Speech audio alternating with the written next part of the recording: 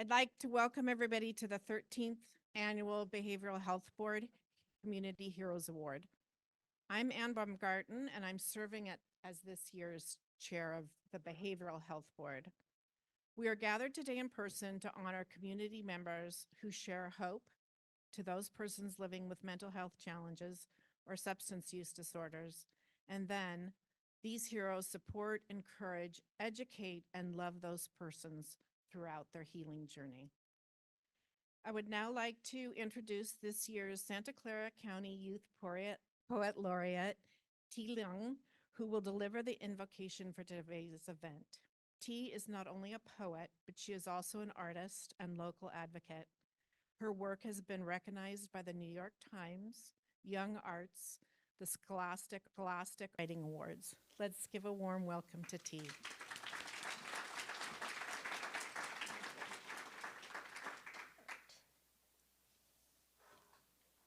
All right, the poem I have for you guys today is called 54321. 54321, or a mindfulness method. Acknowledge 5 things you see around you. See 1, the computer, otherwise known as the all-seeing, almighty, he who holds my grade with an iron fist, a panic attack waiting to happen. See, 2, the text from my best friend who isn't coming to school tomorrow because of the stress, AP tests, a landslide waiting to happen. See, 3, the 3rd grader in my mom's class whose teachers have already decided is a lost cause because he's angry, screaming, crying all the time, a dropout waiting to happen. See, 4, have the kids always been this crazy? See, 5, the world converges like 2 great tsunamis at the nexus of me. Anxiety so strange in its symmetry, in that it slices my sight straight in half. Tunnel vision tells me I'm either perfect or too lazy to pursue my passions. My mind, endless refraction, splintered too far to find the light. 4, acknowledge 4 things you can touch. Touch 1, my throat, and feel how expectation wraps its loose grip around my larynx, livid and always ready to tighten. Touch 2, this metaphor, and know I am every immigrant, refugee, first-gen, second-gen kid carrying the quotidian burden of several hundred years of survival crammed into the corner of my backpack. Touch 3, this leather-bound journal as I pour myself onto the page because pages don't scream back at you, and the best kind of therapy is the silent, scritching kind sometimes. Touch 4, the ground.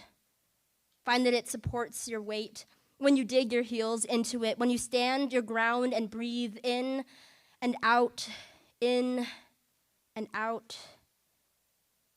3, acknowledge 3 things you can hear.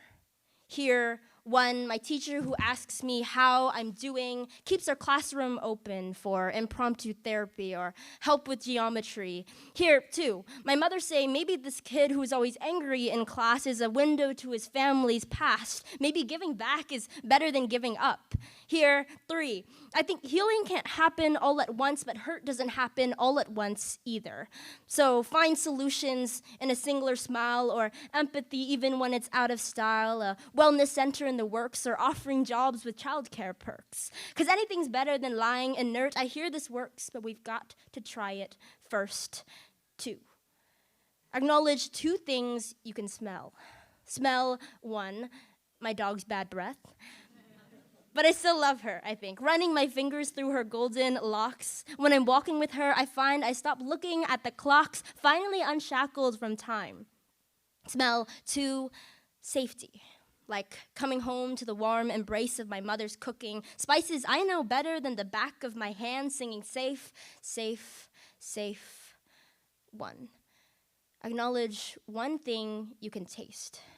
Taste 1, tomorrow. Resting on the tip of my tongue like horizons dissolved into powdered sugar. Taste this recipe.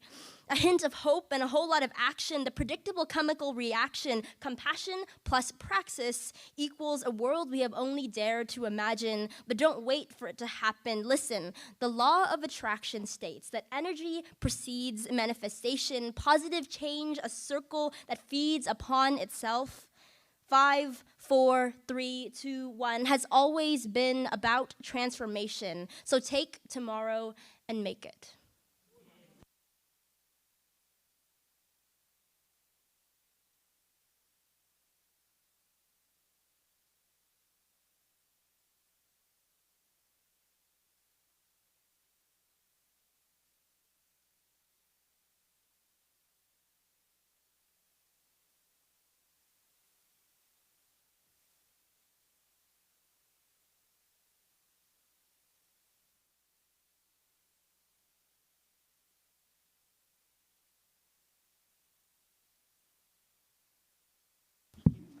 Hernandez.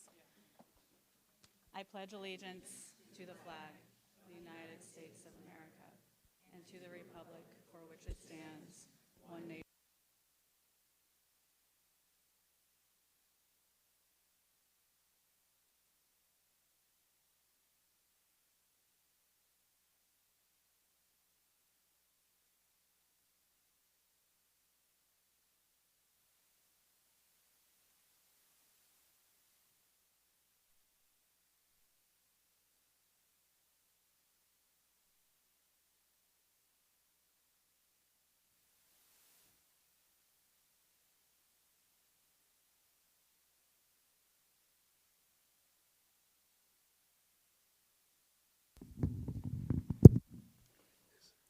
Okay, better?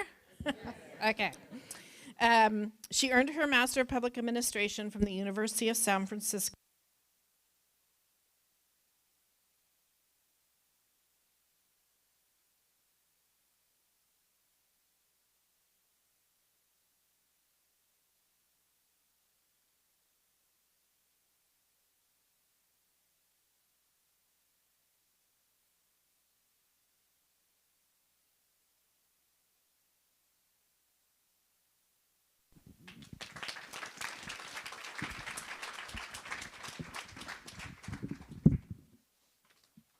Good morning, everyone.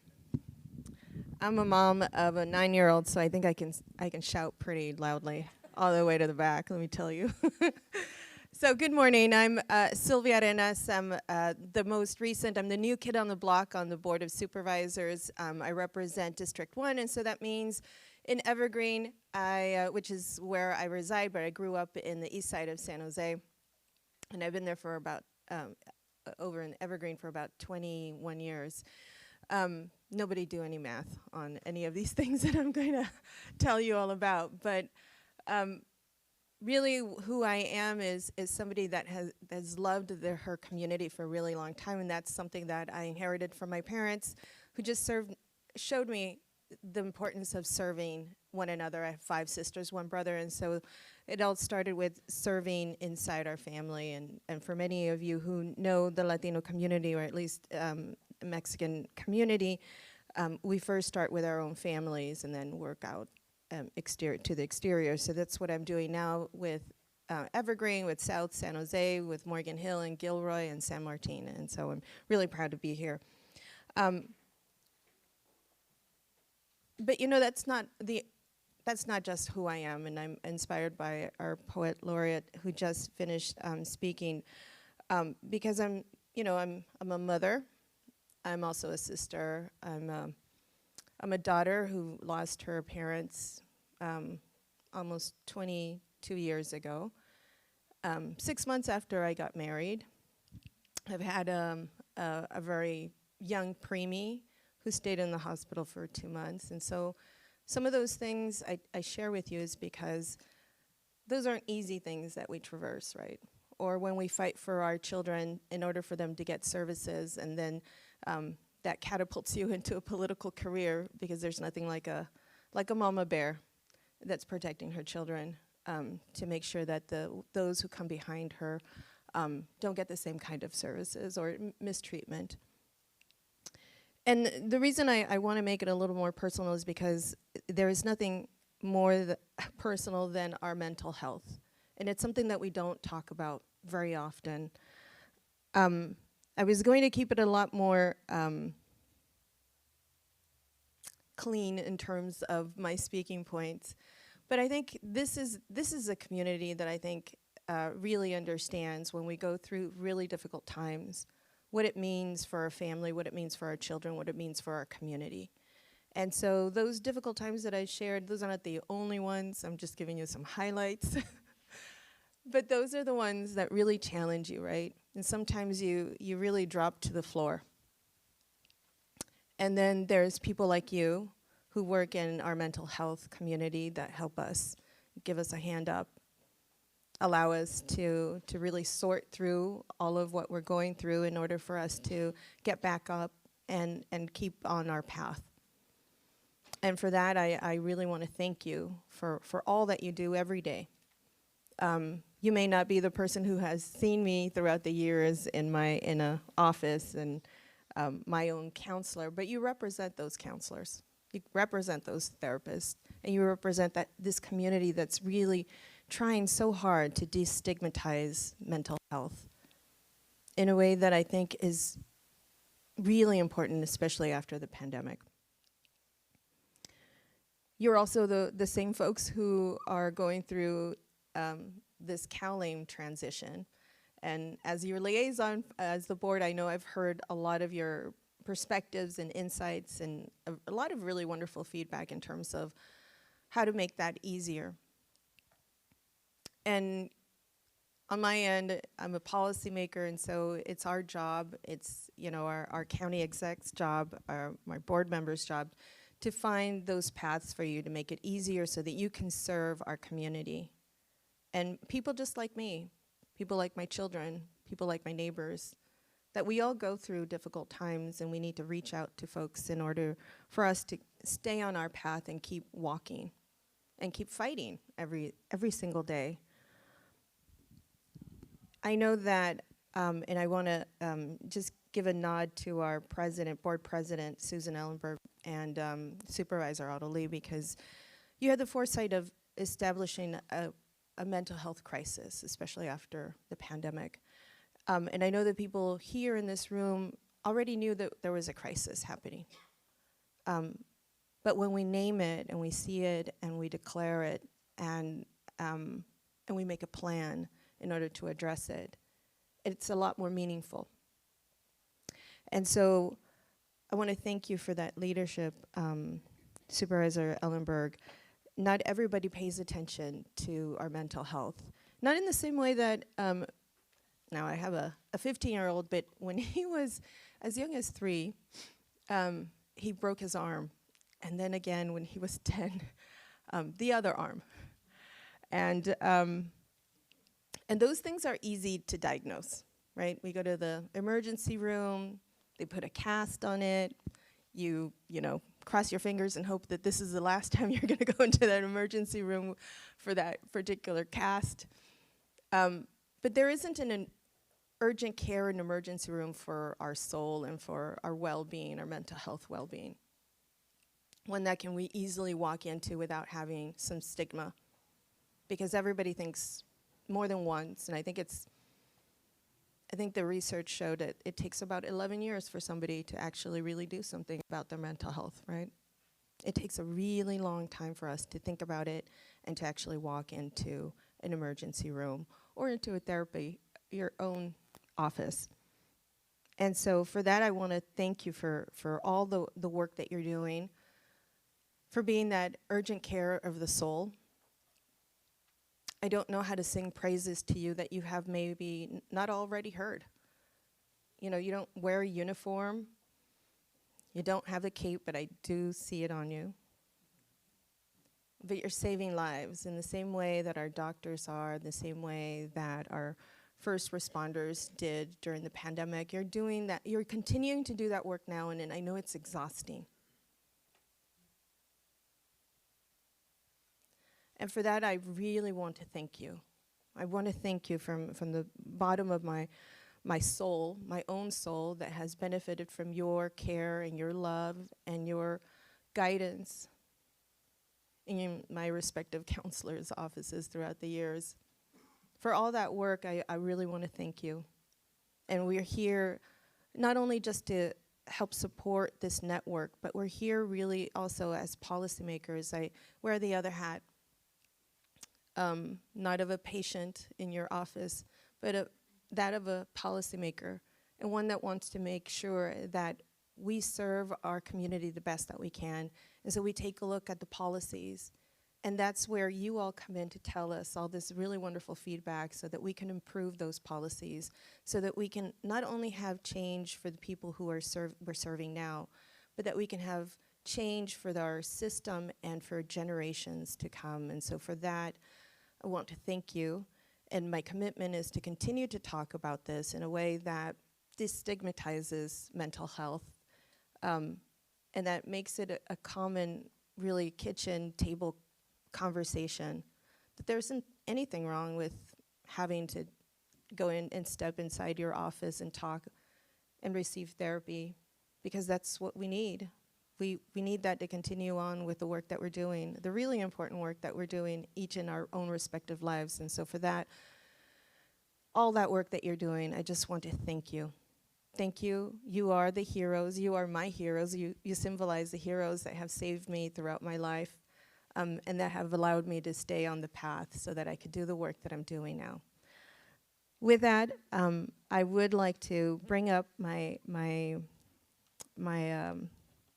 colleague, County Board President Susan Ellenberg, because I know that we have something else that we would like to recognize, and that is a commendation, because May is the National Association on Mental Health month, and I think the topic is take the moment challenge. And I'd like for her to join me. I know she's going to share some words with us, and we together would like to declare May as a Mental Health Awareness Month. But really, this is all year round, folks. Let's not keep it to May.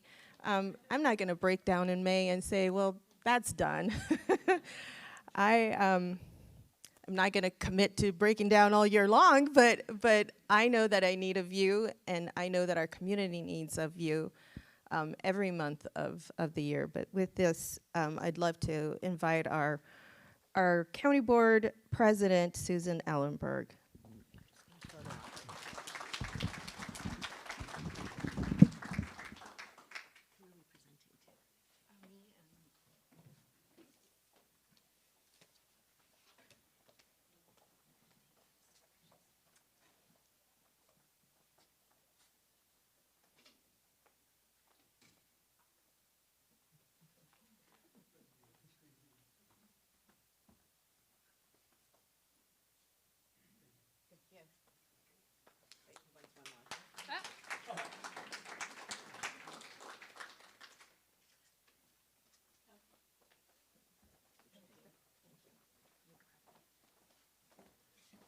And hopefully what you'll remember is not this picture moment that we took, but really all the work that is behind it. And I know that our board president is also a recipient, and I just want to acknowledge that and congratulate her for that. Thank you.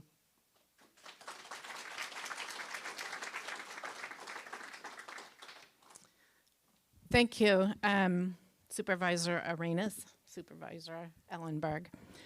I'd like to introduce James Williams, the county executive. He has held this position since July 2023, overseeing a county operation that serves 2 million residents with an annual operating budget of $12 billion and more than 23,000 employees. His focus on social justice is a cornerstone of the community for the county's residents, 40% of whom are foreign-born. James' vision is for Santa Clara County to be a place of belonging for all residents, including those most impacted by social inequities. He understands the unique role that the county plays as the safety services for all people. Let's welcome James Williams.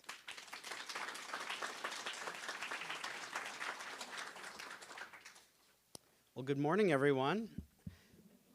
It's really an honor to be here, and I first just wanted to say what an incredibly powerful invocation, and thank you, Supervisor Arenas, and the whole Board of Supervisors, as you all so well know, has shown such bold leadership on this issue, this topic, this crisis, and it's become such a central focal point of attention for the county, but work that you all have been doing in the trenches for a long, long, long time. I think it's wonderful, and the energy in the room this morning was just absolutely extraordinary. It's so wonderful to be able to take a moment to actually celebrate and honor and recognize heroes doing inspiring, exciting, extraordinary work in behavioral health. And it's so important to take the time and have a moment and space to recognize that heroic work and to recognize the leadership that those organizations and individuals show, because as you all know very well, there's so much more to do, and we can always fixate and focus on the more to do, and we need to do that important additional work and improve our systems and improve our processes, expand access to service, and increase our focus on excellence in service delivery. We need to do all those things, but taking the moment and the space, the time like we are today to recognize those heroes who are leading the way and inspiring us is just so important to help us along that path to continuing to improve, expand, grow our behavioral health service as a community. So I want to say a huge thank you to our Behavioral Health Board, all the work that you do for not just this and giving out these awards, but on an ongoing basis year-round, to our Behavioral Health Services Department, all the work you do both in front and behind the scenes, and to all of you for the incredible work that you do day in and day out for the residents here in Santa Clara County, the service that you all provide, and all your advocacy. And I look around and see a lot of very talented, hardworking, diligent advocates, all your advocacy to make sure that we are doing everything that we can collectively as a community to ensure that we're taking care of each other, because that's what, at the end of the day, this is all about. So thank you so very much for letting me share this morning with all of you, and a huge congratulations to all of our award recipients.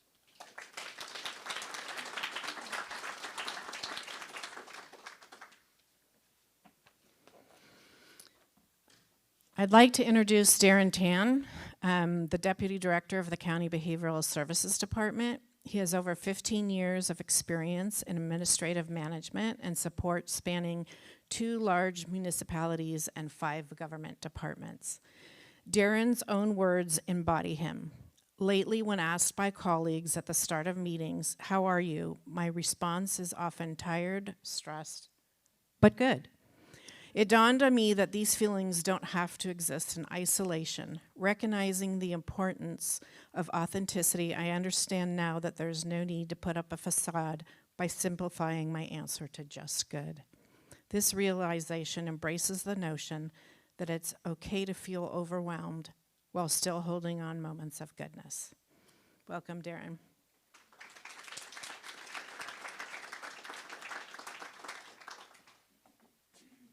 Good morning, everyone. Wow, what a fitting event to kick off Mental Health Awareness Month.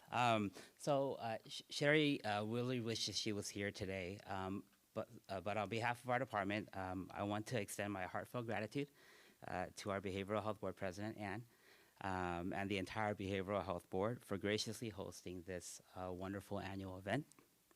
To Supervisor Arenas and County Executive James, thank you for sharing the stage, opening this event with us, and for the very special declaration by our board president, Honoree Susan Ellenberg. Your presence underscores the leadership support we have from both our Board of Supervisors and County Administration. Additionally, immense appreciation goes out to our dedicated Behavioral Health Board Liaison team and the staff and volunteers who pour their hearts into organizing and coordinating this gathering each and every year. So thank you very much. During one of our team meetings, our liaison team mentioned that this event was one of their most favorite responsibilities of the year. As I look around the room, I can clearly see why.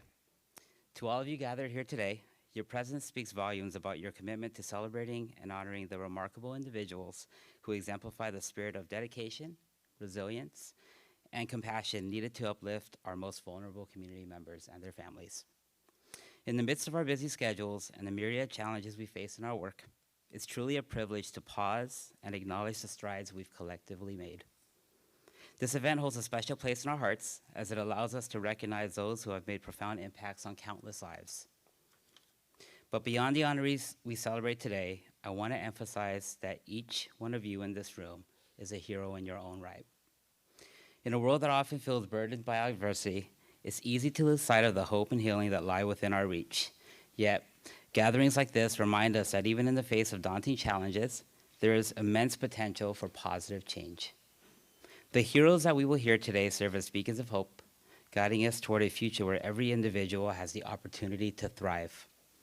As we come together to honor the achievements of our fellow community members, let us also embrace the theme of hope and healing. Let us renew our commitment to supporting one another and fostering a culture of compassion, understanding, and service to others. For it is through these acts of kindness and solidarity that we can truly make a difference in the lives of those who need it most. Once again, thank you all for your unwavering dedication and support, and I look forward to enjoying this event with all of you today. Thank you.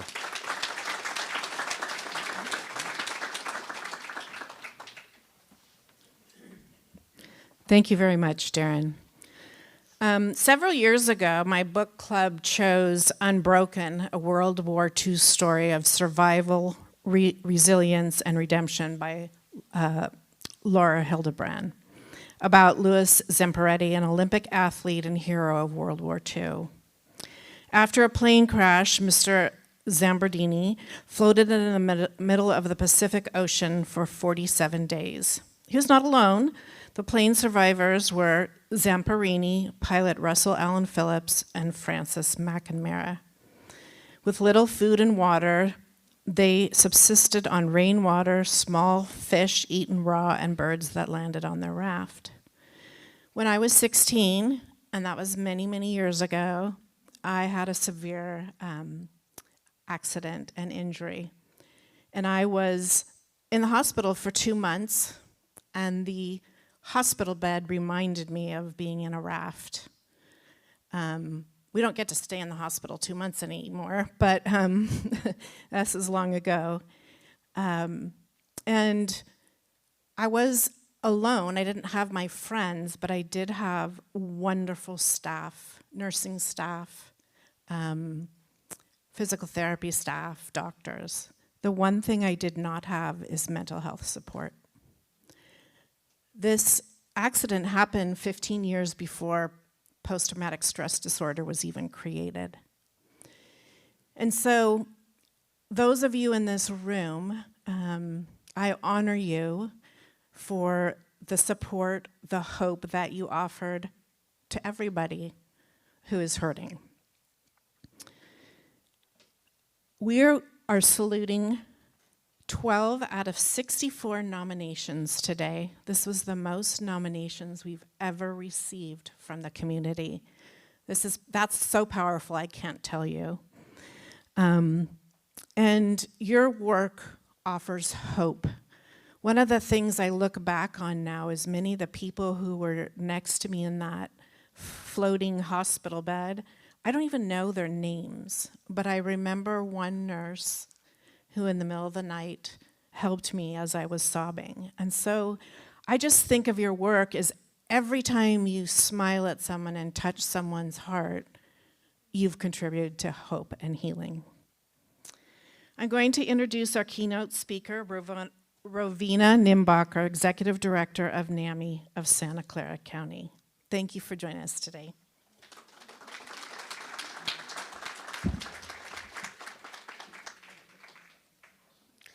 Thank you very much. It is an honor to be here, and I want to thank the Behavioral Health Board Chair, Ann Baumgarten, as well as the members of the board for asking me to speak today. Thank you, Supervisor Arenas, Supervisor Susan Ellenberg, and County Executive James William. As we gather here amidst the challenge and triumphs of our times, I'm reminded of a powerful truth. The human spirit is resilient.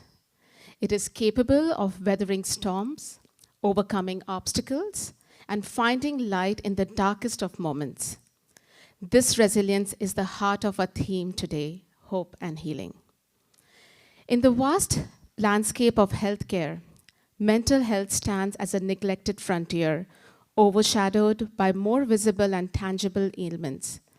Yet the need of mental health support and awareness in our country is more pressing than ever before. We live in a society where physical health is often prioritized over our mental well-being. We see campaigns, initiatives, and resources dedicated to combating physical illness, while mental health concerns are relegated to the shadows, whispered about in the hushed tones, and worse, ignored altogether. This disparity is not just unjust, it is detrimental to the very fabric of our society. The truth is, mental health affects us all. It transcends age, race, gender, and socioeconomic status. It impacts our families, our communities, and our workplaces.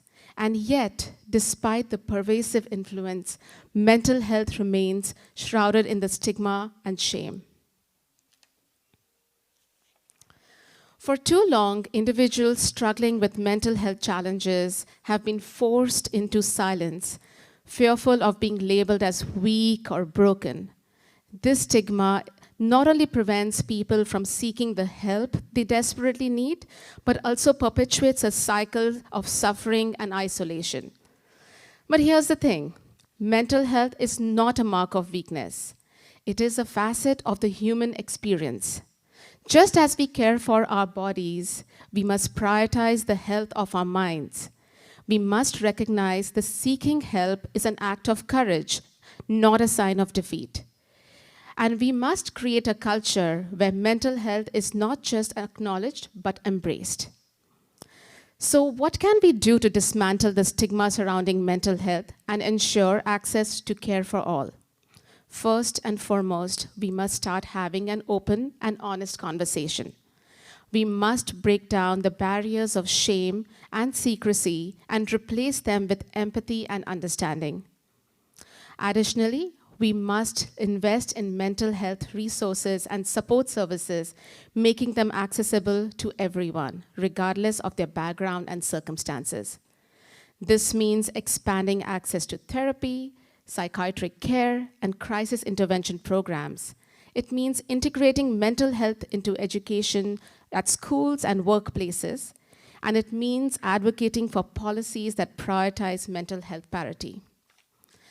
But perhaps most importantly, we must lead by example. We must be willing to speak up, to share our own stories, and to show others that they are not alone. By standing together as allies and advocates, we can create a world where mental health is not just a priority, but a fundamental human right. Let me tell you a story, Amy's story. Amy lives in New York. Her brother Jack, who has mental illness, was in the Santa Clara County Jail and also had some physical health issues. Since they had no family locally, Amy was very concerned about Jack getting health treatment in the jail, as well as the next steps to support him through the court system. NAMI Santa Clara County's helpline staff connected her with the medical staff at the jail to discuss her brother's health issues. Our staff provided her with information about AB 1424 form and how to send it to the jail, and referred her to the Office of Family Affairs. Amy followed up with every contact she heard from her brother's case, and her case manager, who was placing him in long-term license board and care in Milpitas, contacted her. Jack had agreed to fully cooperate, and the case manager said he was doing really well with everything. Amy thanked NAMI's helpline staff for devoting such love and care for her and for her brother and for the families in similar circumstances. She mentioned the warmth she received from NAMI was helping her stay warm in the New York cold weather. This is just one example of what we do at NAMI. So how does NAMI Santa Clara County help individuals and families? The answer lies in the commitment to empathy, understanding, and community support by providing a nurturing environment where individuals can learn and grow and heal together. From educational programs for families to comprehensive courses for providers and individuals, each course equips participants with knowledge, skills, and resources they need to support their loved ones with compassion and understanding. In addition to this, NAMI has a helpline managed by staff and volunteers with lived experience and support groups that provide a safe and nurturing space where individuals and families can share their experience, find solace, and draw strength from one another. Apart from that, our community peer program matches individuals with mentors for a period of 4 months. We also work with the schools to educate middle and high school students of early signs of depression and anxiety. And in addition, we train faith leaders so that they are able to better support families and individuals who reach out to them.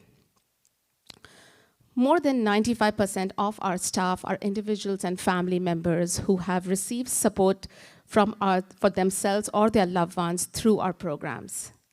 One such example is of Christina Alanis. Christina first came to NAMI when her daughter began to experience severe depression and anxiety.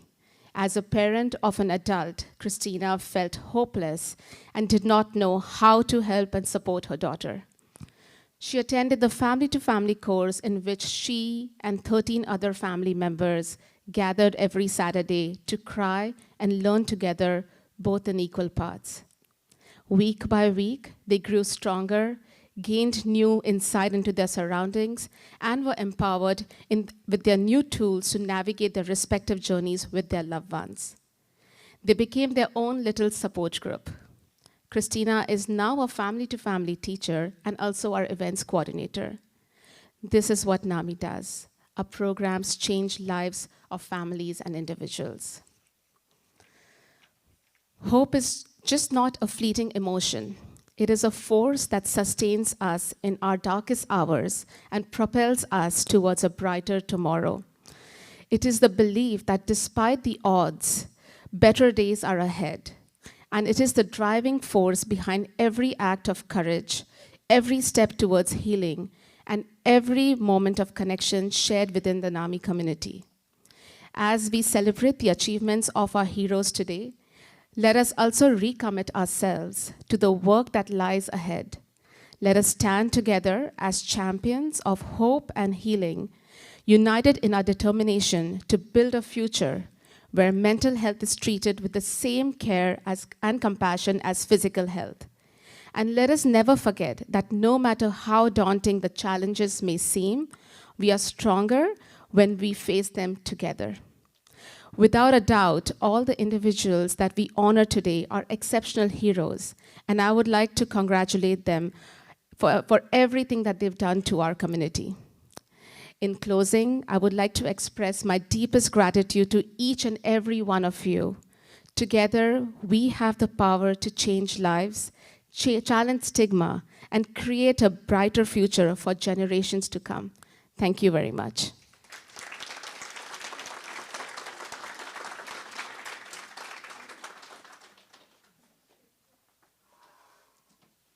Thank you, Rovina. Now for the moment that has brought us all together today. We are going to honor the awardees. We will introduce each hero awardee and invite them to come up and say a few words. So actually, I'm going to change the directions. As a teacher, I would go like this is the time to really pay attention because we're changing the directions. So I'm going to introduce you. You will come up and get your award here. You will have your picture taken, and then I invite you up here to say a few words, okay? We're taking turns doing the awardees, so I'm going to introduce Patty Androdny.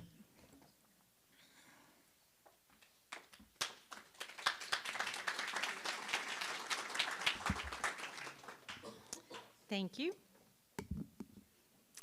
It is my great honor to introduce the first award recipient in the agency category to Hapiti Learning. Amidst the challenges of the COVID-19 pandemic, Hapiti Learning has stood as a beacon of hope and transformation in Santa Clara County. Their dedication to children's behavioral health and social emotional growth through their strong parent-child connections has helped to empower parents as they support their children. Hapiti Learning's innovative parent-child coaching program and their broader mission to support behavioral health in Santa Clara County exemplify heroism. Their impact, community engagement, and dedication to fostering well-being make them truly deserving of this award. Please join me in applauding Hapiti Learning for their unwavering commitment to our community's mental health and for being a shining example of hope and resilience during challenging times. Let's welcome Candy Chan, Dr. Annabelle Jensen, and the rest of the Hoppity Learning team to receive the award.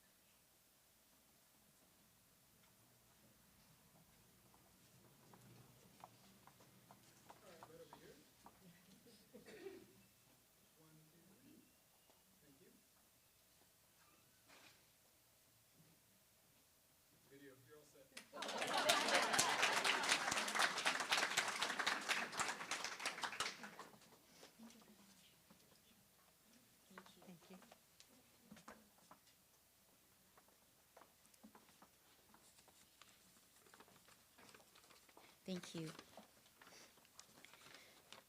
So, ladies and gentlemen, yeah, she's my advisor. So, ladies and gentlemen, esteemed guests, today we are honored to accept the Behavioral Health Community Hero Award from the County of Santa Clara's Behavioral Health Board. At Hoppity Learning, we are dedicated to building healthy brains through strong parent-child connections, and your support fuels our mission. Sometimes it just takes one person to transform a life. For me, that was my father, who turned my screen time addiction into academic success and lifting me from the bottom of my class to Stanford University. But Hoppity Learning isn't just about my journey. It's about empowering children with emotional intelligence and parental support to achieve school success without stress. Let me share a few transformations at Hoppity Learning. Use those pseudonyms for privacy. George, a shy 4-year-old, now makes new friends, excels in class thanks to our social skills sessions and his parent support. Matt, a 6-year-old previously quick to anger, now manages his emotions effectively and offers comfort to his father, saying, "Things will get better." Cindy, a 7-year-old once bullied, now communicates her feelings assertively, stops the bullying, and choosing positive friendships. Jeff, a 10-year-old who thought disagreement will lead to arguments, now calmly discusses any issues with his father, enhancing relationships. These are just a few examples. I extend deeply to our advisors, Dr. Annabelle Jensen, David Lin, Rosanna Lin, Paulina Austin, and dedicated team including Mon, Elizabeth, Sabrina, Jean, Kathy, Lillian, Heidi, June, Amy, Christy, Tracy, Ada, Hangy, Shirley, Joel, Calvin, and Kyle. And I'm grateful to God and our behind-the-scenes supporters whose prayers and encouragement bolster our mission. Thank you to the Behavioral Health Board for your support. As we celebrate today, let's consider how we can transform each child's challenge into a triumph. Together, we are changing the world, one child, one family at a time. Thank you. And now I will pass the time for a moment of encouragement from our advisor. Hi, I'm Annabelle, and I'm a recovering pessimist. As the oldest person in this room, I have to tell you that I have learned that optimism is not a Pollyanna attitude, it is a skill. So I'm going to teach it to you in this 1 minute that I have. Okay, first of all, adversity has a time expiration date, folks. It is temporary. Remember that. 2, adversity is not an octopus with 8 tentacles. It only has 1 or 2. You can keep it from seeping into the rest of your life. Remember that. 3, adversity can be devoured by effort and energy. And as my mother would say, good old-fashioned hard work. Hard work is what conquers it. So folks, get yourself a book by Marty Seligman called Learned Optimism. Learn that skill. Teach it to everybody you know, family, friends, coworkers, and the world will be more mentally healthy. Please do that. Thank you. Thank you.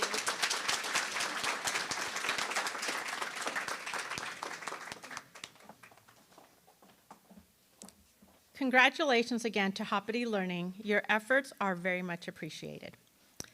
Our next hero under the consumer client category is Adria Hoven. Adrian's journey is one of resilience, courage, and unwavering determination. For decades, Adria faced the daunting challenges of substance abuse, untreated PTSD, and the scars of domestic violence and assault. Yet, in the face of adversity, she not only persevered, but emerged as a beacon of hope and strength within her recovery community. Adria's story is not just one of personal triumph. It is a testament to the spirit of the human heart, her unwavering commitment to her recovery, her advocacy for others, and her resilience in the face of adversity make her a true hero in every sense of the word. Today, we honor Adria Hoven, a shining example of the transformative power of recovery and the embodiment of hope for all those walking a similar path. Please join me in celebrating her extraordinary achievements and the bright future she continues to forge, inspiring countless others along the way. Let's welcome Adria Hoven.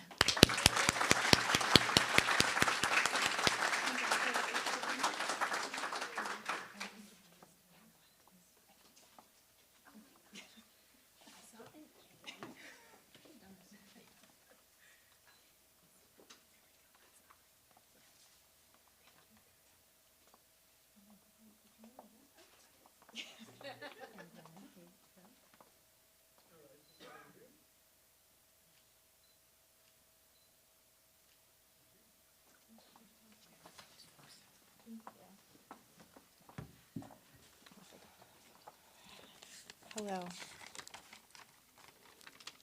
Try to get through this without bawling my eyes out. At 18 years old, I learned a really hard and life-altering lesson. All it takes is one traumatic event to completely change the trajectory of a person's life. Not long after graduation, I got into my first real romantic relationship. First started the isolation from friends and family, then the verbal abuse, and then the physical and sexual assaults. When everything was said and done, I was a shell of my old self. The physical scars paled in comparison to the emotional ones, and I was diagnosed with PTSD. Then drugs found me. Within a year of escaping my abuser, I got pregnant, and the drugs remained my priority. I picked up my first felony charge at 20 years old while 4 months along, was given the opportunity to serve my time on house arrest, but couldn't complete it successfully because I couldn't imagine trying to live life without the one tool that I had that allowed me to experience any level of normalcy. On April 7th, 2004, I gave birth to my son Adam while in custody at Elmwood, shackled to a bed at Valley Medical while the sheriff stood just feet away with only a curtain between us. The years that followed were filled with more abuse, sexual assaults, a failed marriage, another baby, a bipolar diagnosis. My disease ebbed and flowed as I experienced short stints of sobriety, such as during my second pregnancy, only for my addiction to slam itself back into high gear after my stepbrother's suicide in 2010. And then in 2021, it all came to a head when I finally lost custody of my children. I was now in self-destruct mode. I began racking up felonies as well as new drugs of choice. Elmwood once again became my second home. In May of 2022, I stood in my bedroom at the SLE that I had been released to from jail, thinking to myself, there is no way that this could possibly get any better. And for the first time in my life, even having experienced the death of a sibling to suicide, I seriously contemplated taking my own life. I don't know where I found the strength in that moment. I like to think there was a little piece inside of me that didn't want to die and that was willing to pick up and move the one pebble that would ultimately result in my digging myself out of the abyss that I was buried in. And there began my path to recovery from drugs and alcohol. Losing my children resulted in my being charged with 2 counts of child endangerment, and I found myself in Judge Silva's courtroom. In my recovery program, we have something that we call God shots.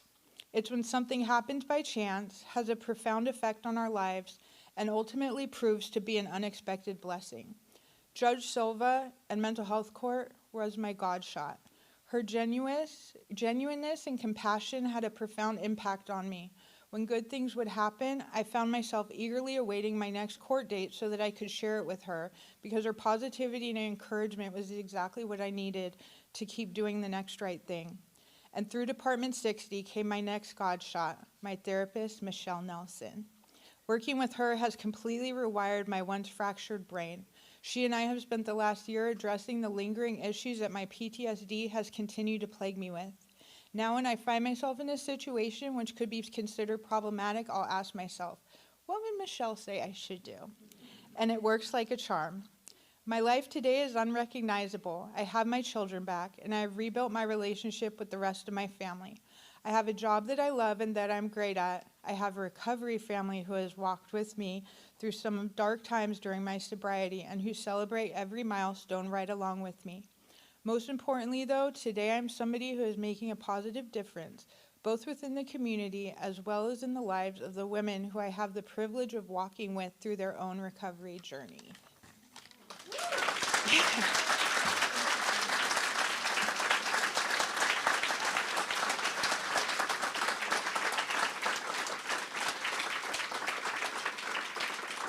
Congratulations, Adria. We appreciate you sharing your story with us today.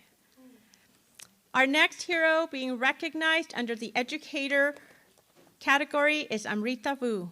Amrita embodies wellness, hope, and student advocacy. Amrita is more than just a lead therapist at Los Gatos High School. She is a beacon of support in a community that has faced heartbreaking challenges. Hired to create the school's wellness center and mental health program, Amrita has surpassed all expectations. Drawing from her experiences and meticulous research, she developed protocols that have become the foundation of success for the Wellness Center. Her hands-on leadership and unwavering commitment have broken down the stigma surrounding mental health, leading to a remarkable increase in student engagement. Today, we honor Amrita Vu, a dedicated mental health clinician whose unwavering commitment to student well-being embodies the true spirit of a behavioral health community hero. Please join me in celebrating her extraordinary achievements and the lasting legacy she continues to build. Let's welcome Amrita Vu.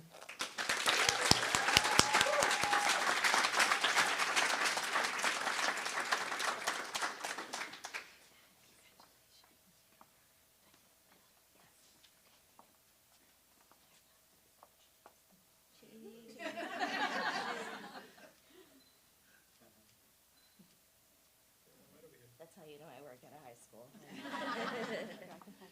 you, I appreciate that. I don't know how I'm going to go after Adria. Man, this is a true honor. Thank you so much. I'm a little nervous, bear with me.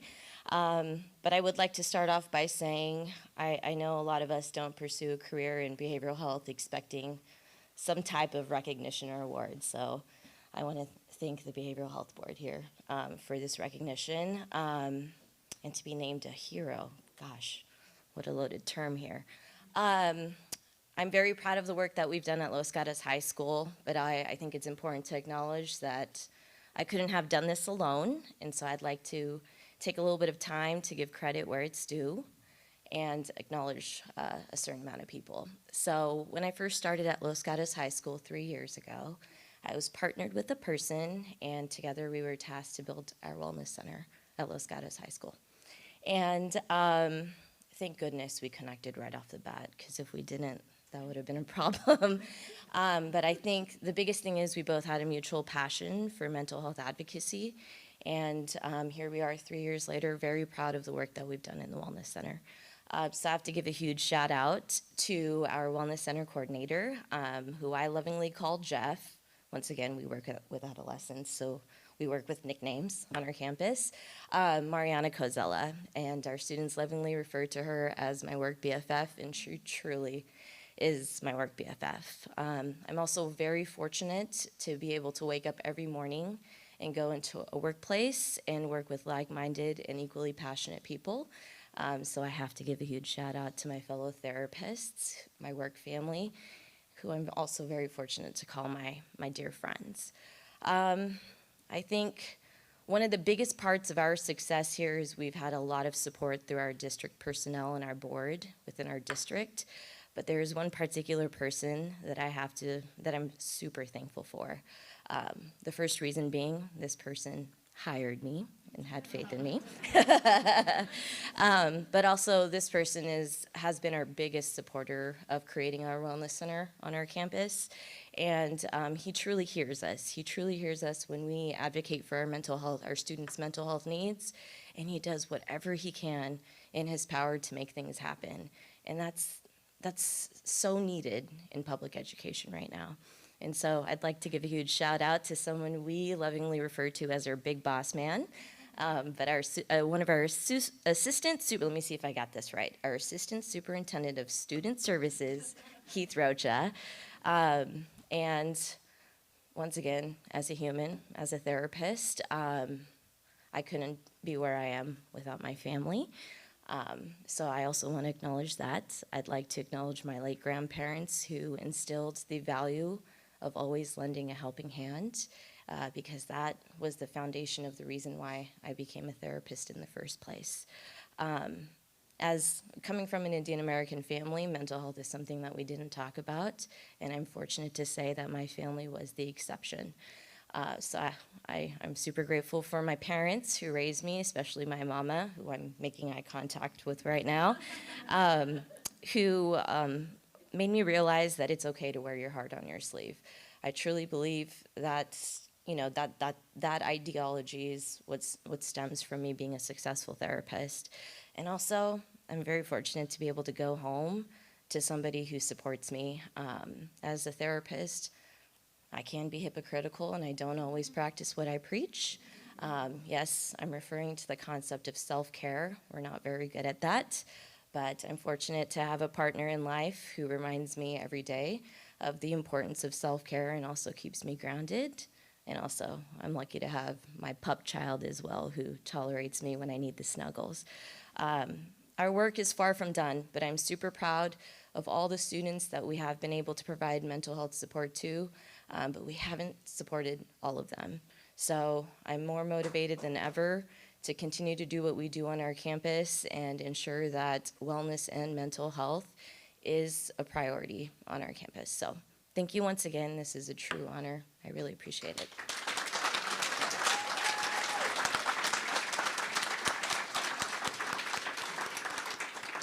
Congratulations, Amrita. We are honored to have you with us today. It is with great honor that I introduce the remarkable achievements of one of our community's most dedicated champions, Supervisor Susan Ellenberg. Supervisor Ellenberg has been a tireless advocate for increasing access to mental health and substance abuse treatment services here in Santa Clara County. Her unwavering commitment to improving the lives of residents has made a profound impact on countless individuals, children, and families. From declaring a public health crisis in order to mobilize a comprehensive county response, to spearheading the creation of critical programs like the Trust Mobile Crisis Response Initiative, Supervisor Ellenberg has consistently pushed boundaries to ensure our community's behavioral health needs are met with compassion and effectiveness. Under her leadership, we have witnessed the expansion of school-based mental health resources for our youth, resulting in the establishment of wellness centers at schools across the county. Please join me in welcoming and honoring Supervisor Susan Ellenberg for her outstanding contributions, her unwavering dedication, and her relentless pursuit of a healthier, more resilient Santa Clara County. Let's welcome Supervisor Susan Ellenberg.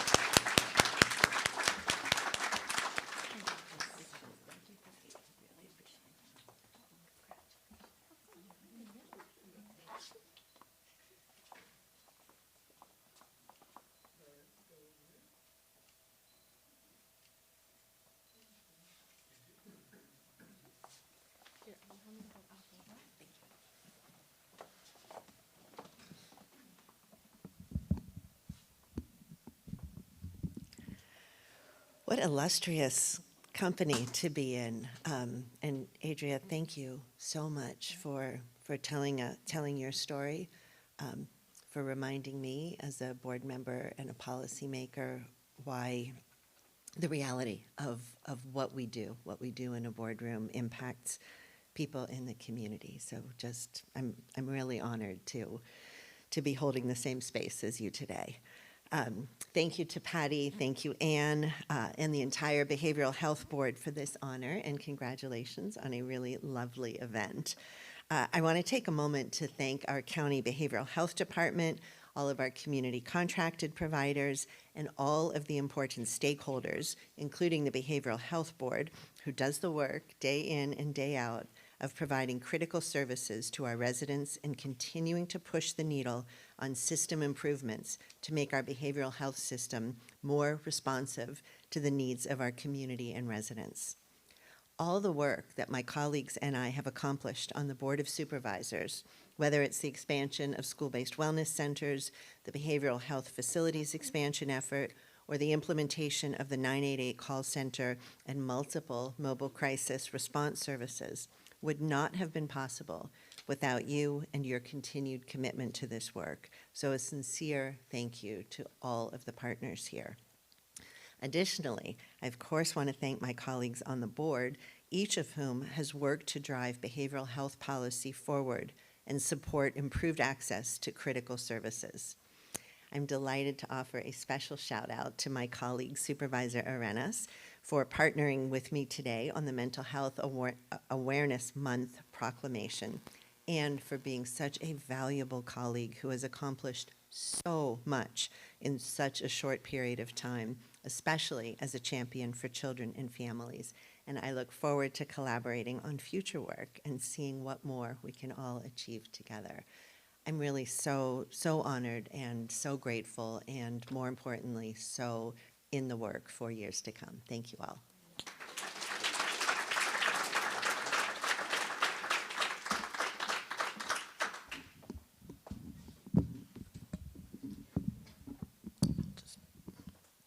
Congratulations again, Supervisor Ellenberg. We appreciate all you do for our county. I will now invite BHB Chairperson Ann Baumgarten to introduce our next awardees.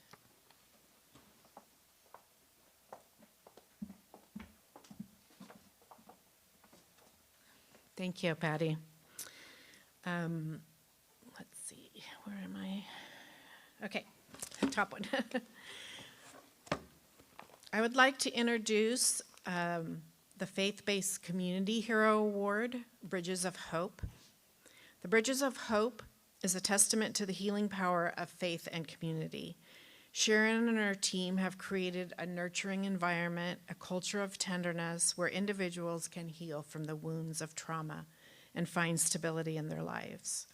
Recognizing the critical need for support beyond the prison walls, the vision for Bridges of Hope has transformed into a comprehensive program offering trauma-informed, client-centered services. From the moment of release, Bridges of Hope is there, providing everything from basic needs like food and shelter to crucial services such as mental health treatment, substance use support, and employment assistance. Today, we honor the countless lives that have been touched and transformed by Bridges of Hope. I'd like to welcome Sharon Miller, Jesse Aguirre, and Haley Halstead accepting the award for Bridges of Hope.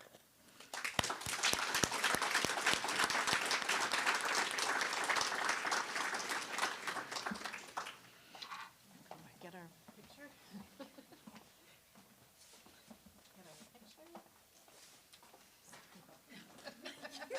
I'll put you in the middle. There we go.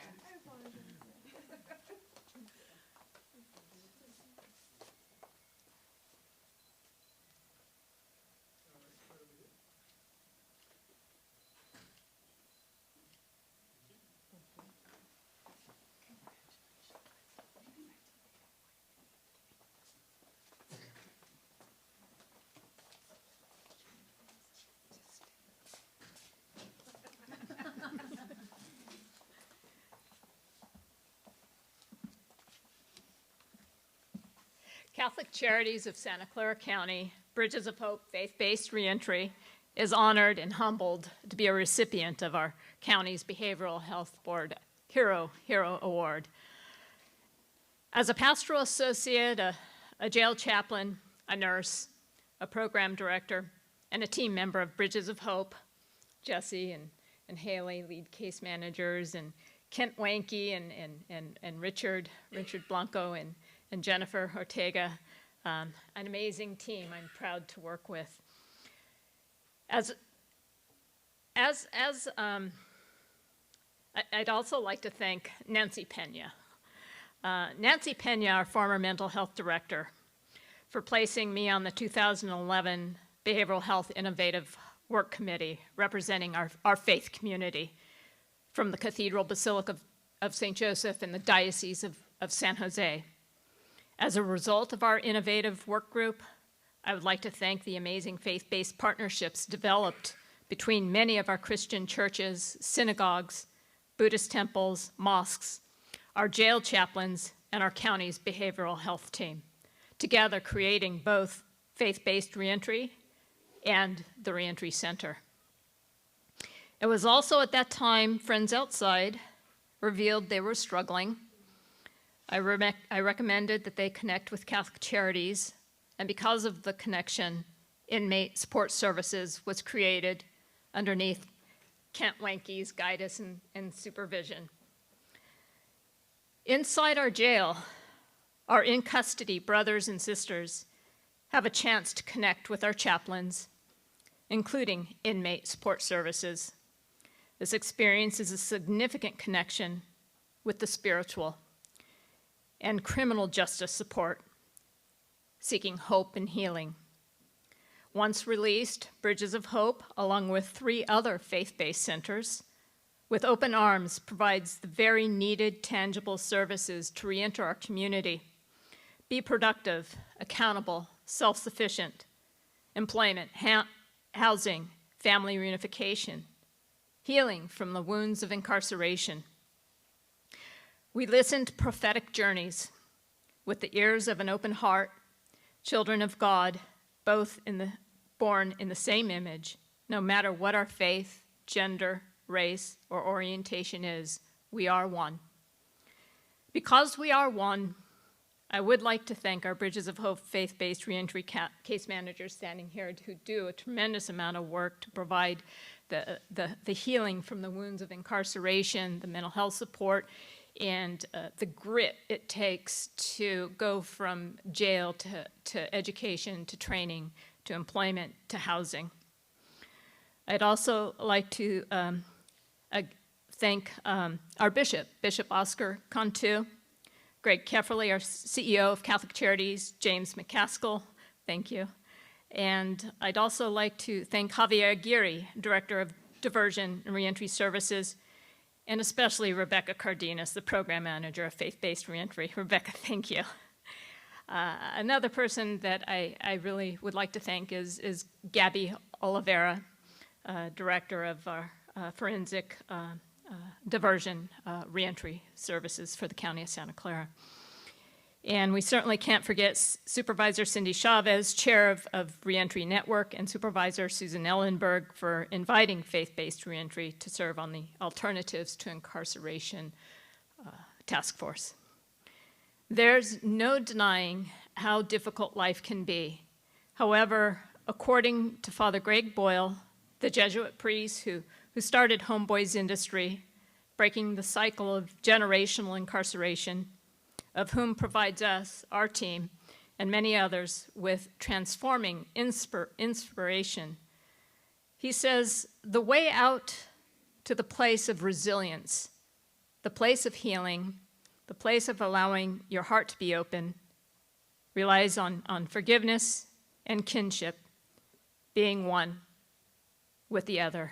And I'd also like very much to take this opportunity to thank our Santa Clara County judges, because we do this work together. Thank you.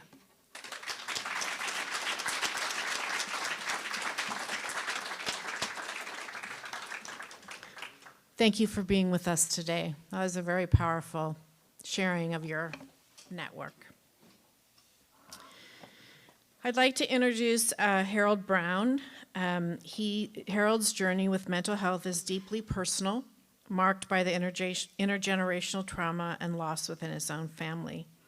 Yet it is this very personal journey that has fueled his dedication to change the narrative around mental illness, transforming his pain into a purpose that has benefited countless others. For over a decade, Harold has been a pillar of strength and leadership within NAMI Santa Clara County. As Vice President of Fundraising and the chair of NAMI Walk Silicon Valley, Harold has spearheaded efforts that have not only raised significant funds, close to $280,000 last year alone, but also heightened awareness and education on mental health issues.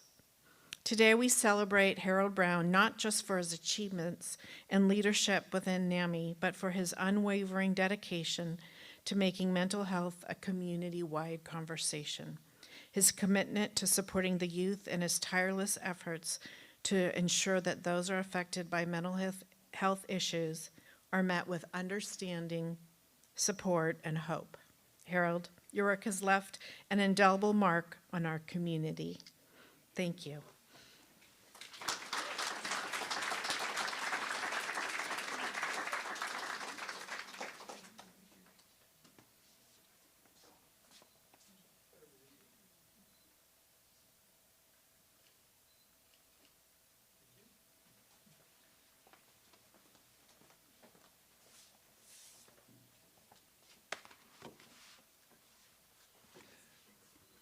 I'm going to start by sharing this plaque with my family, with my wife Barb, and my daughter Heather.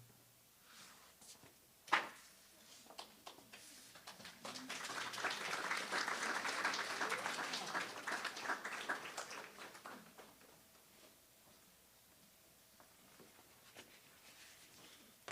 knocking everything over here. So. Yeah, each of us in this room have our family members and the people behind us that support us. We couldn't accomplish these things without their support, so I thank them. Thank you for this recognition. Serving as a NAMI volunteer since my retirement has been one of the great privileges of my life. As the Vice President of Fundraising, I frequently reminded our volunteers that NAMI wouldn't exist without our volunteers. And I like to remind them that they're always donating something much more important than money, that they're donating their time and their life's energy. How many of you here have participated in the NAMI Walk? You can see I've got this t-shirt on. A few of you. Well, that's wonderful, but I would encourage all the rest of you to mark the first Saturday in October on your calendars. That's October the 5th. And please come out and join us this year. We've got a wonderful group of volunteers and staff that put on this walk every year, for the last 7 or 8 years, I guess, here in Santa Clara County. And our walk will be held at the History Village, the History Park within Kelly Park. And it's a wonderful experience. And again, while it's our largest single fundraiser, it's about a lot more than raising money. And that, I think you have to come and experience it. Our program is kind of solemn, but then we walk and we celebrate and we have fun. So please come and join us. Finally, I'm a little embarrassed by individual recognition.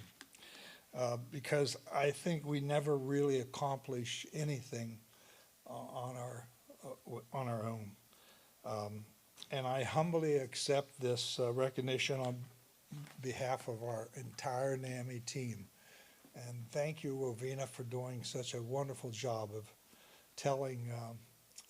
sharing our contributions that we've made here in NAMI Santa Clara County for, next year will be our 50th anniversary. So we've been doing this for quite a number of years, and I'm very proud to be associated with it. Thank you.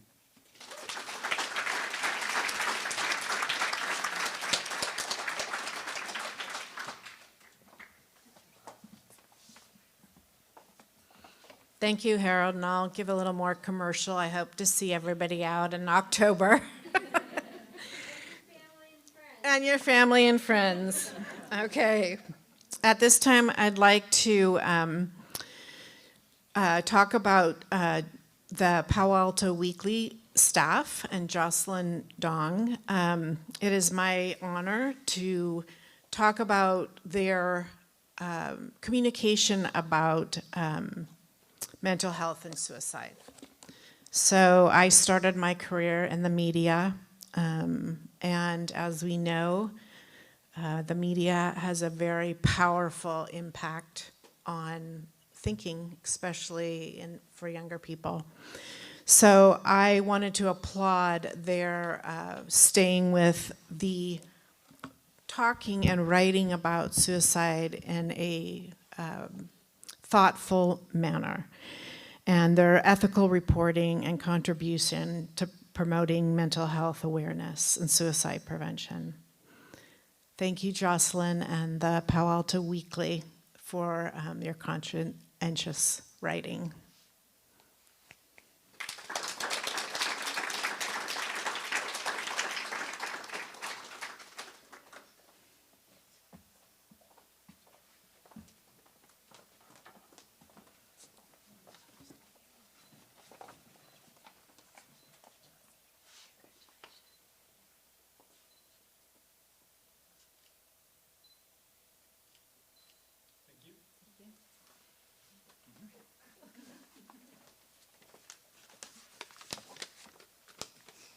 Well, it's such an amazing honor to be included in this group of incredible people and organizations who are doing important and impactful work in our community. So on behalf of the Palo Alto Weekly and our parent nonprofit, Embarcadero Media, I and our editorial director, Clay Lambert, would just like to thank the county, the Behavioral Health Board, and the Behavioral Health Services Department for this tremendous recognition. We are just deeply appreciative.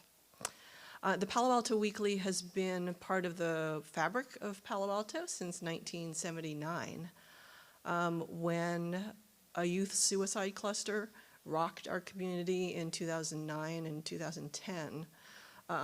We as a news organization became gravely concerned that our traditional approach of news coverage to suicides was having an unintended consequence.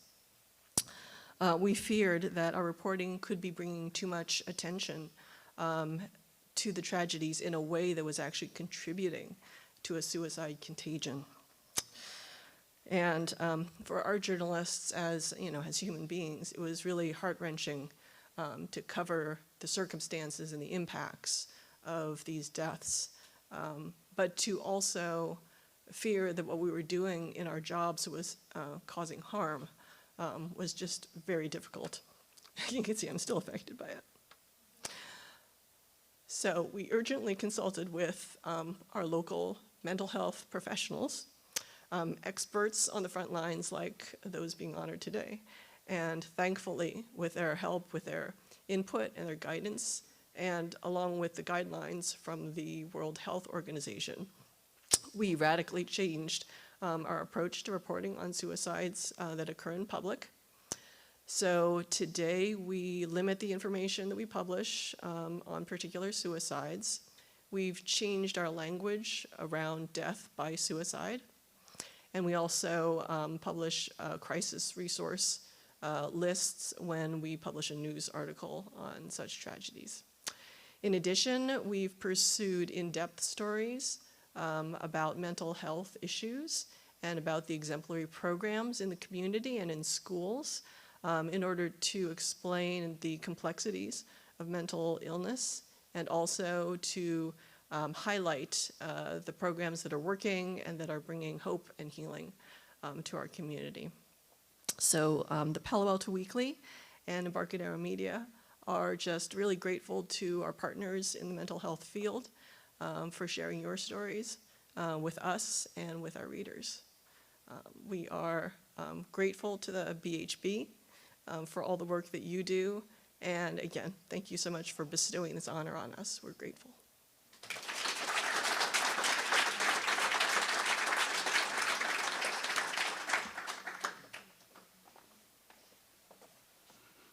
Thank you again for your very important work. So our next awardee is under the category of Mover and Shaker Community Hero, Dr. Miguel Valencia from the Gardner Family Health. Dr. Valencia doesn't know this, but I met him in a MHSA meeting and was so impressed with his career in his community and his understanding of mental health from a different culture than mine. And we only talked for 5 minutes, but I felt it was a transformative meeting that opened up my mind to understanding mental health very differently. And more complex, with more complexity, I think. So I want to thank you for your work, and I want to thank you for those 5 minutes. So.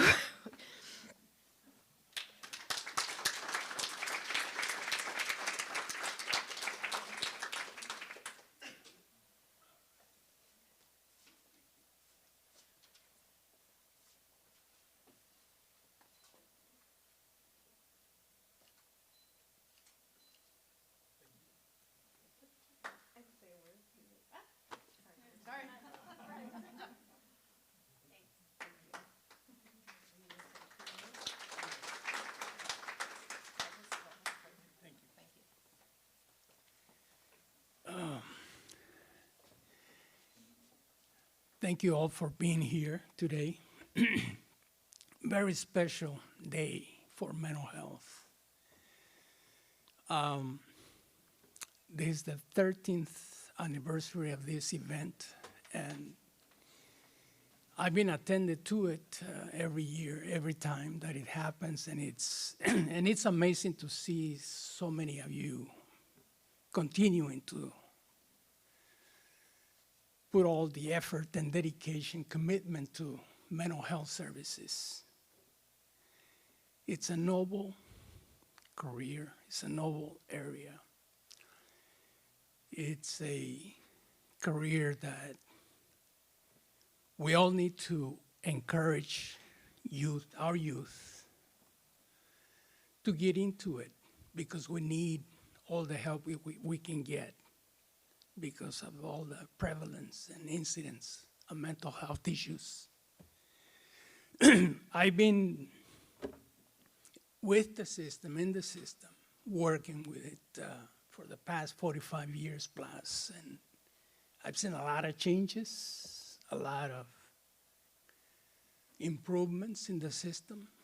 Back in the 80s, early 80s, the Chicano Mental Health Association, for example, was launched to provide prevention education to the Latino community, and as an advocate arm to bring about services to Latinos, which was the largest minority population at that time. Gardner Health Services, I've been with it, with the agency since the middle of the 70s, since I began my career as a licensed clinical psychologist. And I just recently retired a month ago, as a matter of fact. And again, I mean, it's, even though I'm saying that I retired, I mean, I'm still connected to it. And and I'm still are part of this discipline, this part of this area, and I will be actively involved in different situations, different activities related to mental health. And so, again, I'm very honored and humbled for this recognition. And I just want to thank the Board of Supervisors for their dedication and commitment to mental health. And the struggle to bring equity of services, access to mental health for those that don't necessarily know how to grab up the phone and make a phone call because they don't know if that even exists. So prevention, early intervention is very critical to be part of the array of services for mental health. It reaches out to people that don't otherwise would call a centralized phone center. So let's keep that in mind for when the budgets are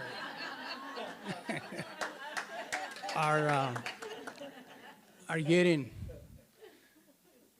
smaller. And so keep in mind, let's keep prevention, early intervention actively as part of the array of services in Santa Clara County.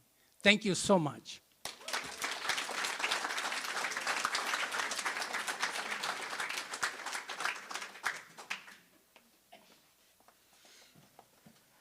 Thank you very much, and thank you for the note about early intervention and prevention as things change over the years.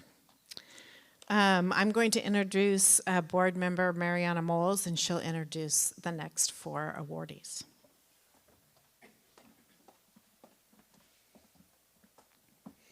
It's my privilege to introduce the next award category for Program Community Hero to the Center for Survivors of Torture at Asian Americans for Community Involvement, also known as AACI, or AKI, I think some people call. For over 2 decades, CST has been at the forefront of providing compassionate, comprehensive support to over 9,600 survivors from more than 74 countries. CST has been instrumental from the outset, guiding its growth from aiding survivors of the genocidal war in Bosnia and Herzegovina to empowering refugees worldwide. CST staff, many of whom have lived experience and speak multiple languages, are a testament to the diversity and dedication that Armina, one of the staff, fosters within the team. They embody the essence of empathy and trauma-informed care, accompanying clients through every step of the resettlement process. The CST team set a gold standard in the care of refugees and torture survivors, providing a beacon of hope and a path to a new life here in America.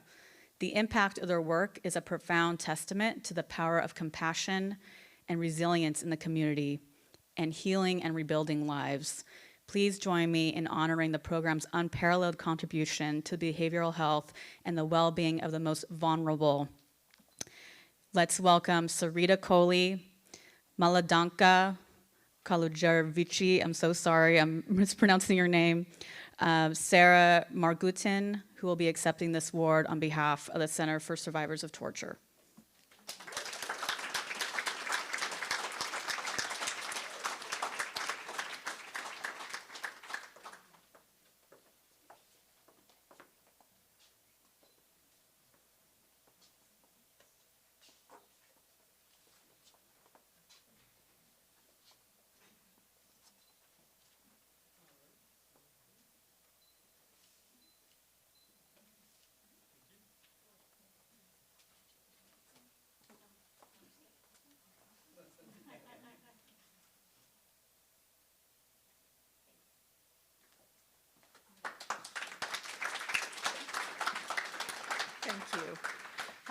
Thank you so much to the Behavioral Health Board and the Behavioral Health Department for supporting us.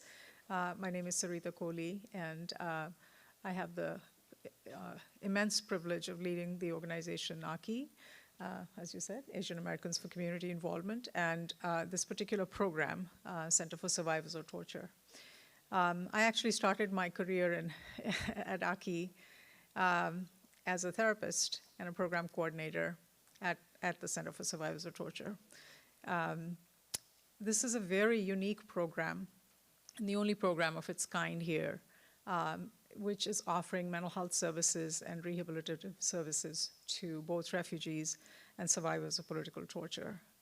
As you can imagine, just those two conditions alone can be hugely traumatizing. But in addition to that, there is the overlapping issue of perhaps mental health concerns prior to ever being subjected to torture or being a refugee. But having the experience of leaving your home and your country, not by choice, but being forced out, is hugely traumatizing. And I think I see the theme of PTSD in today's event and the things that were shared. Audrey, to you, my God, powerful, powerful story, and a standing ovation was what you needed and deserve. Thank you so much for sharing that. I want to say that AKI started 50 years ago, and it was started to serve the refugees and survivors that were coming from Southeast Asia, particularly from Cambodia and Vietnam after the war. And AKI started really with mental health services. The need for these individuals that were being resettled here in Santa Clara County, coming from a very traumatized experience of war and torture and being displaced, and coming all the way across the world and being settled in Santa Clara County with little support, not having people speaking their language. These were folks that were coming from rural areas. There was such a need to support this population. And that's where AKI sort of started. And so we have been providing mental health services in the county for almost 50 years now. And I just want to share one success story. I've had the privilege of lots of interactions and working with this individual myself. So this is a story of Cedric, a young man who came from Africa as an asylum seeker. He got referred to us from San Jose State, where he was taking some classes and was falling asleep in class. And the professor sort of knew about our program and reached out to us and said, perhaps you all can help him. We started working with Cedric, and we found out that, he was alone here. He had to flee from his country, leave his family behind, young man, 20, 22, something like that. And the reason why he was falling asleep in classes is because he had so much trauma, and he was so afraid to go to sleep that he would not be able to sleep in his own setup at home. And often, the psychiatrists and the counselors that he worked with reported this to us, that he would fall asleep in session because that's the only place he felt safe, that he could actually rest. So that was therapy. That was the therapeutic intervention often to provide him. We worked with him for a long time. He was a very bright young man. He actually went on to then become a peer partner, and he was employed with us as a peer partner, but did go back to San Jose State, finished his engineering degree. I was there for his graduation, and he's doing really well and has a job in the tech world now. So I think, what I want to say is there is resilience that Ravina talked about, and I think and thank you for highlighting optimism and positivity. The mission statement for our program here is actually opening the door to hope and healing. So I'm struck by the fact that hope and healing was also the theme today. We are extremely honored for the recognition, and on behalf of all our staff and our amazing, amazing people who work with survivors, we thank you so much for this honor.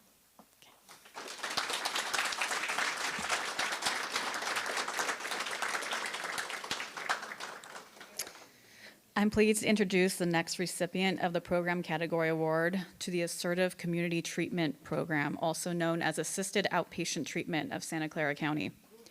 This program has emerged as a beacon of hope for adults with severe mental illness, those who have historically struggled with voluntary treatment, compliance, and are at great risk of psychiatric hospitalization. Since its establishment in 2022, the program, under the dedicated leadership of team lead Alicia Lander and her multidisciplinary team. Yes, feel free to applaud people mid-speech. I totally support it. You can interrupt me at any time. As defined the essence of community-based mental health services. Through its innovative and intensive outpatient treatment services, AOT has significantly decreased the need for psychiatric hospitalizations while also reducing the instances of homelessness and incarceration among Santa Clara County's most vulnerable populations. Operating under the legal authority of AB 1976, also known as Laura's Law, this program embodies a mission to empower and rebuild trust within the mental health system, providing not just treatment, but a pathway to a more dignified and fulfilling life. Please join me in congratulating the Assisted Outpatient Treatment of Santa Clara County and welcoming Alicia Lander, Charlena Gutierrez, Maria Rostolana, and the rest of the team.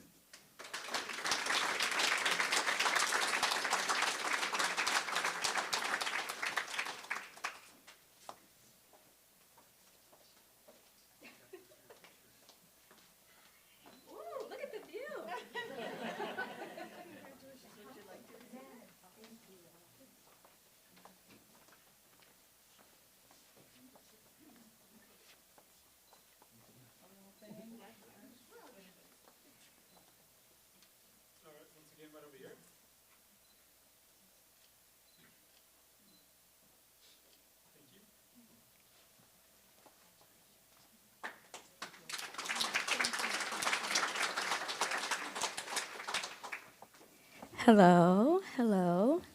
My name is Alicia Lander, and I am the team lead for Telecare AOT here in Santa Clara County.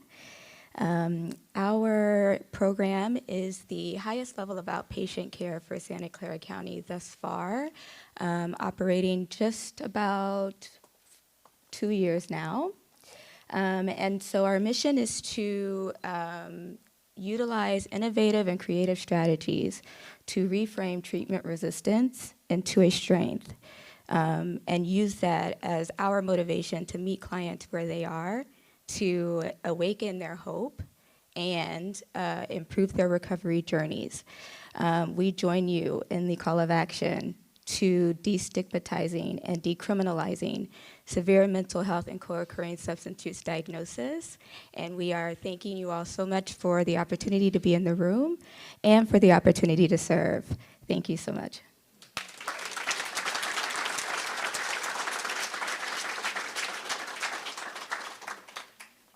Okay, hello. I feel so intimidated by everyone who came up with their prepared speeches. I was like, I'm gonna wing it. So I just really want to thank the board and whatever process went into selecting the heroes for today. It's been so inspiring this morning to be here and listen to all of these stories. And also when I received the email forward from Alicia that her team had been selected for this esteemed honor, I just was so happy to hear it. This team works so hard every day. They're so creative. And they make miracles happen over and over and over again. And it's really great to watch. And it's always like on the brink of, what can we do to support Alicia and her team so we don't break them, because they just work so hard, and they are problem solvers, they are innovators, they are inspirational, and I'm so happy that they can be here and be honored today with this award. So thank you.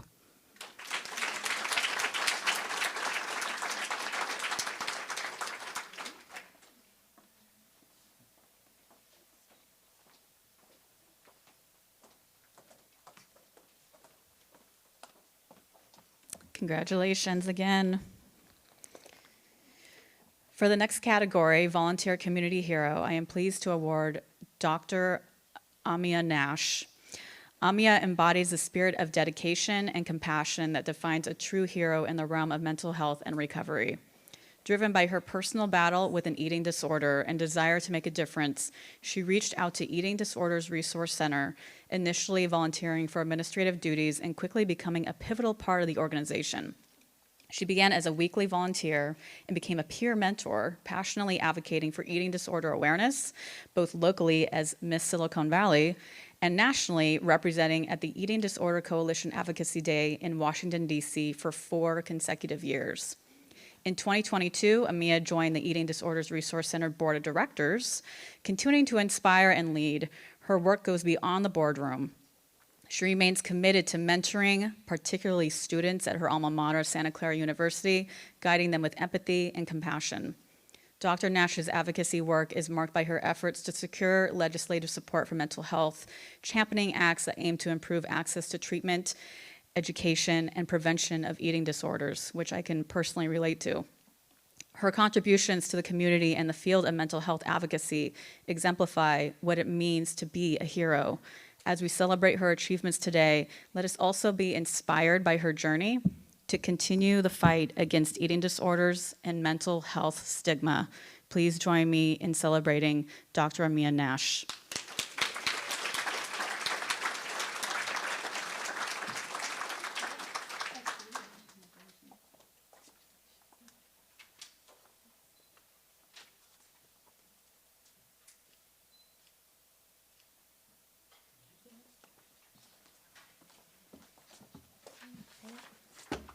Okay.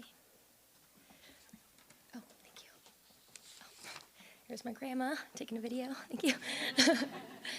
Good morning. My name is Amia Nash, and it's great to be in community with you all. I'm a volunteer board member of the nonprofit, the Eating Disorder Resource Center of Silicon Valley. A quote that was shared with me that has guided me in my work is, "Be the person you needed when you were younger." My research and focus on adolescent mental health today is a journey that started with my own lived experience in high school. Throughout my adolescence, I had experiences of disordered eating, depression, and suicidal ideation. As the daughter of a Filipina immigrant, I navigated additional cultural barriers to accessing professional help and treatment. I was a Division I track athlete at Santa Clara University. Go Broncos, if there's any in here. Oh, I heard one, yes. Unfortunately, I was hospitalized several times for not fueling my body adequately. Fortunately, I had coaches who wanted to see me healthy and supported me to get professional help.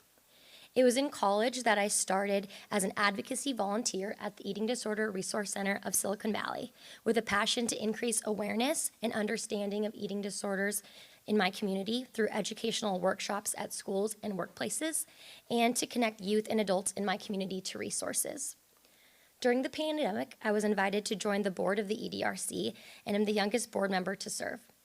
Research supports that the COVID-19 pandemic had a significant negative effect on the mental health of our communities, and mental health is a public health crisis. Since 2020, I have met annually with members of Congress to advocate for important mental health legislation, such as the Nutrition Counseling Aiding Recovery for Eating Disorders Act, Telemental Health Improvement Act, Restoring Hope for Mental Health and Wellbeing Act of 2022, and Improving Mental Health and Wellness in Schools Act.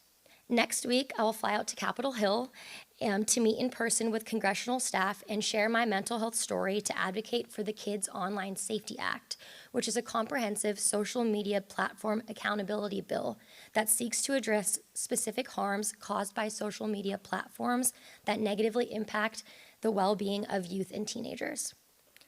I don't think my 14-year-old self would believe that my mental health struggles would motivate my education and career. My work has confirmed for me that our stories and lived experiences are worth sharing.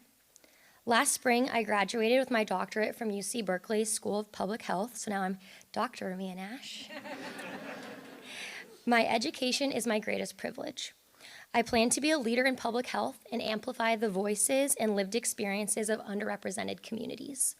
Now in our society more than ever, we understand the importance and need to advocate for health equity and access to healthcare for all.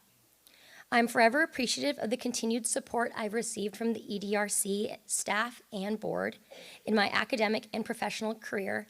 And to Janice Bremis, the executive director, who unfortunately couldn't be here today, but she has always seen my potential, even when I was this 19-year-old who always arrived sweaty to the building because I would run there. And she has just created a lot of professional development opportunities for me. And I think for a lot of people who have backgrounds like me, that means so much to have people who advocate for you. Thank you to my family for always supporting me. I have my grandmother here, as well as my future mother-in-law. And if I've seen further than others, it is by standing on the shoulders of giants.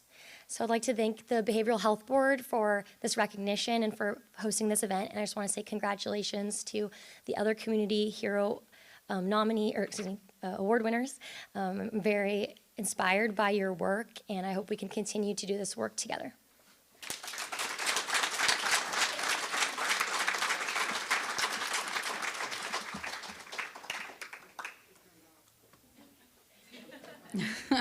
Congratulations again.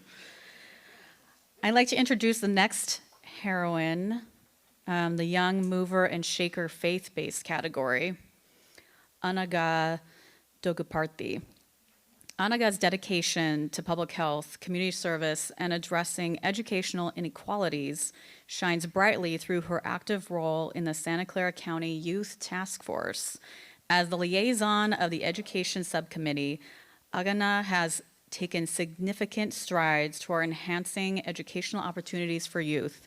Her efforts include organizing and delivering educational workshops that focus on critical but often overlooked issues such as tobacco prevention and the impacts of social media on mental health.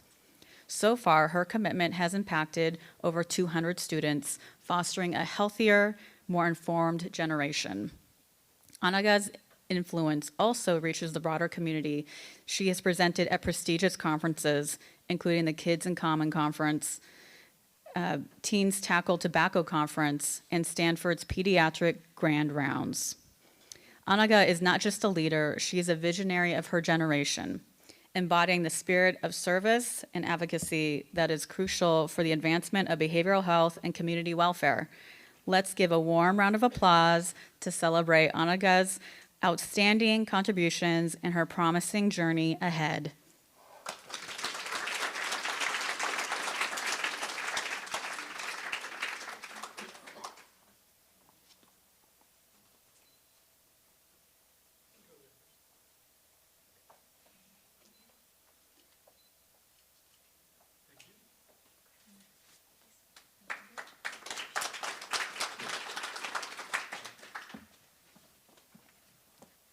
Thank you so much to the Behavioral Health Board for this nomination and award. I'm definitely very grateful for the opportunity to be here. So I did prepare something, but after hearing everyone else's, I realized I maybe needed to lengthen it a little bit, so I'm going to try my best. So one thing that I want to say is one of the workshops that I went to, all of them very different experiences, very different schools, different settings. But one particular one that stood out to me is at a school in San Jose.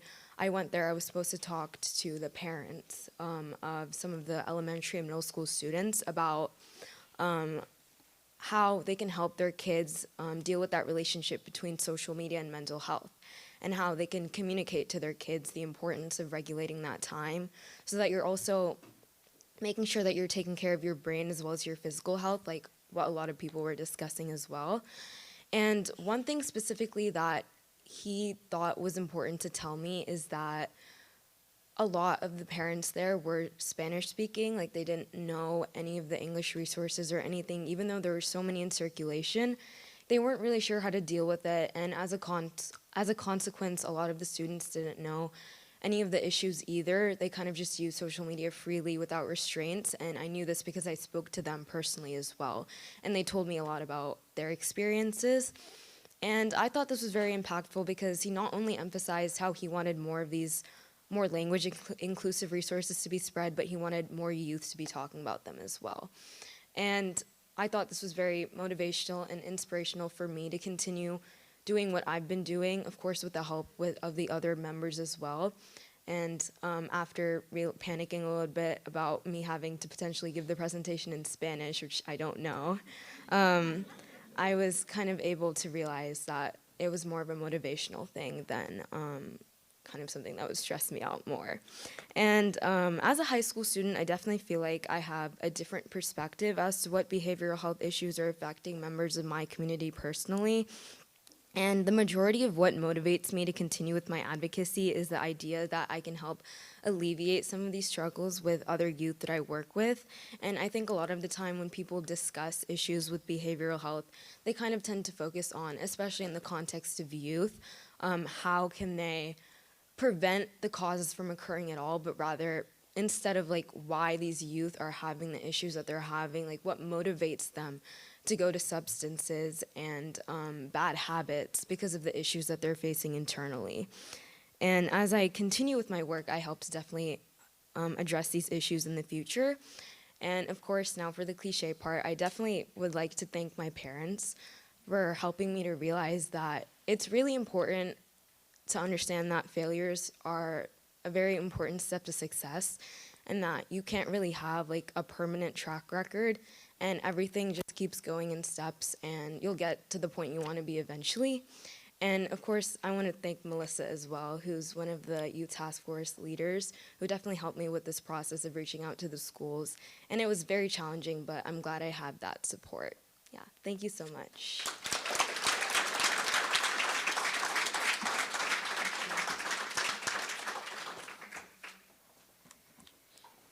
Congratulations.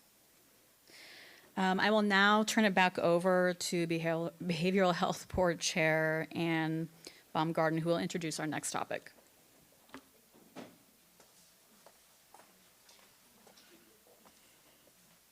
So congratulations, all the awardees. We're going to take a few minutes to honor former Behavioral Health Board members. I'd like to introduce Jimmy Liang. I worked with him at our retreat last August, and he's a very thoughtful contributor to the work, as well as his work on the data notebook. The board has to turn in a data of success to the state, and so he was very helpful in that process. Jimmy, can we? Thank you.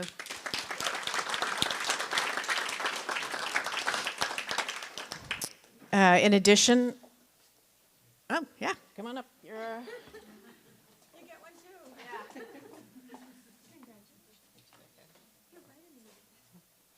Yep. There we go. Oh, sorry.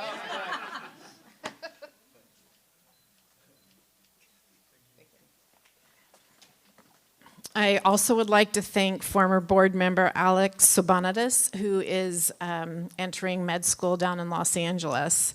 He also was a great contributor to our ad hoc committee that created this event, as well as other committees. I know his goal is to be a psychiatrist, and I know that he would be a great one. So he's there on the screen in Los Angeles. Thank you, Alex.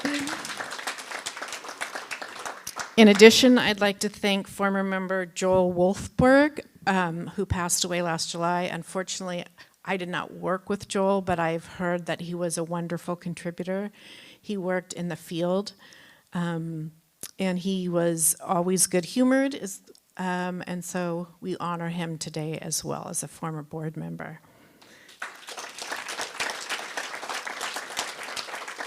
And I'm just going to make a quick commercial that we have openings on the Behavioral Health Board. So we would love to have applications. I love to have youth. I agree with the younger awardees that this is going to be, we need to hear their voice. We do not need to impose our cultural views on the youth. We need to hear from them. So even if you don't want to apply, if you know somebody between the ages of 20, 25, 26, we would love to have them on the board. I'd like to thank Mariana Moles, Patty Andrade as on the Hero Awards committee. We did a great job together. This was quite a challenge going from Zoom where we could just click people off and on. And so thank you for coming in person. I'd like to thank our tech team. And then my heroes for the last 2 years have been the county liaisons, Jesse Ferguson and Jean Anton. Yeah.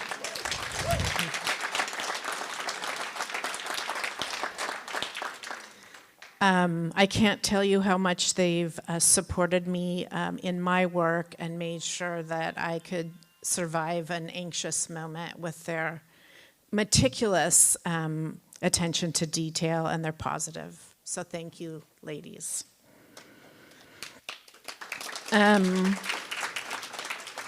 So in closing, I'm just going to say that I'm going to borrow from NAMI's Mental Health Awareness Month, that our mental health journey starts with a single moment. So take it. Thank you for coming very much.